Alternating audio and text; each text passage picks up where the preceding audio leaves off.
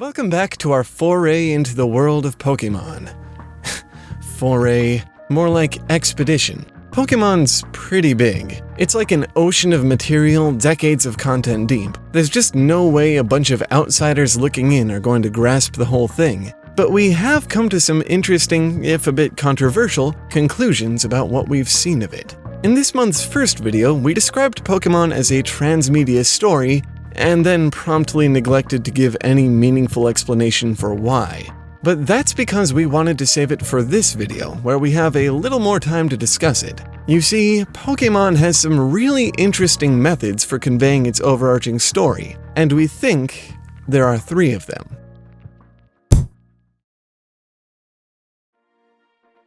For any transmedia story to work, the various pieces of it require some kind of precedent that strings them all together, a set of rules or a narrative of some kind which comes straight from the mouth of God, as it were, showing the audience what the truth of the fiction is. We call this the canon, and usually, transmedia fiction establishes it simply through the telling of its stories. Pokémon, however, seems to take the opposite approach. Instead of creating a single continuity that flows through all of its media, Pokémon actually has a number of different canons throughout. Ostensibly, the games, anime, and manga all take place in the same world, but maybe that's just the way it looks. A lot of what you find in the manga you won't find in the games. Some of the rules present in the games don't apply to the manga, and the anime kind of stands apart from both of them. So they're different. Same concepts, same aesthetics, but ultimately separate and distinct works of fiction representing the world in their own ways. Different canons, they just share most of their elements.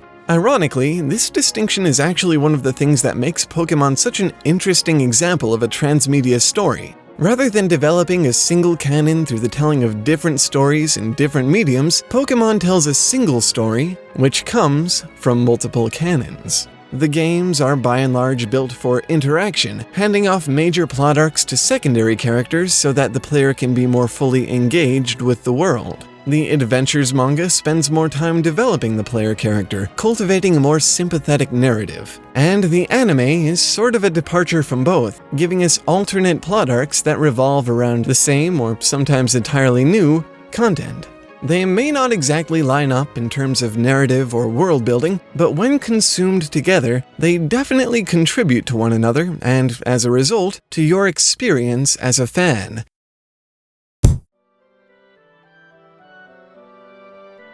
It shouldn't be much of a surprise that Pokémon's different mediums complement each other so well. They were, of course, created to do that. What is a bit surprising is how well the fandom complements the canon. The fans can't actually change the canon, only the owners of an IP can do that, but if Pokémon's canon was designed to allow an experiential story to blossom from it, well, that's something the fans can mess with, and they do.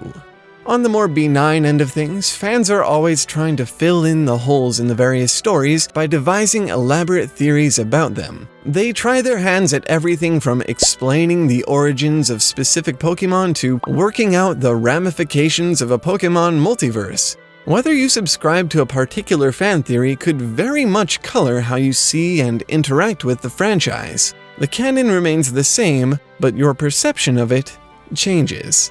But theories are one thing, mostly just discussion. Fan-created content, on the other hand, that's where this starts to get intense. There's the fan art and the fan fiction, which range from pretty remarkable to...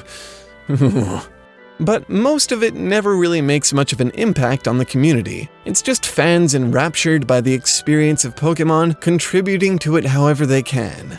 With the exception of a few projects, which are so incredible in their scope or their execution that they've sort of become non-canonical pieces of the franchise. Things like Pokémon Showdown, Bulbapedia, and of course, the Pokémon Uranium fan game. Through their involvement and their contributions, fans are altering the overall Pokémon experience in ways that the creators never intended, building upon that transmedia story established by the canon.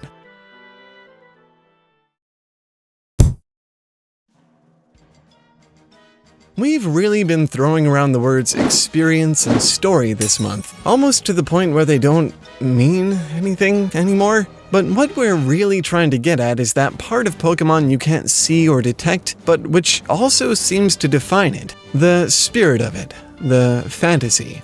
If you're a fan of Pokémon, especially if you have been for a long time, you'll probably have some inkling of what we're talking about.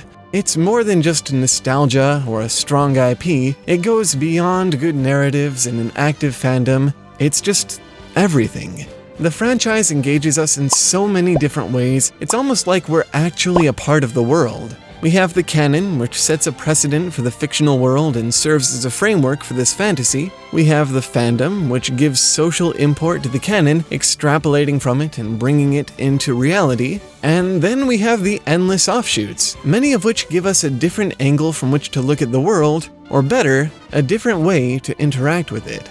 Sure, Pokémon has its fair share of cash grabs, content that makes use of the IP without contributing anything to it, but it's actually pretty impressive how meaningful things like Pokémon Go and the Pokémon trading card game are in context. They don't come with or build on Pokémon's narratives themselves, but they allow us to experience more thoroughly that Pokémon fantasy. And through all of these different mediums, we develop our own relationship with the world, and ultimately, our own stories.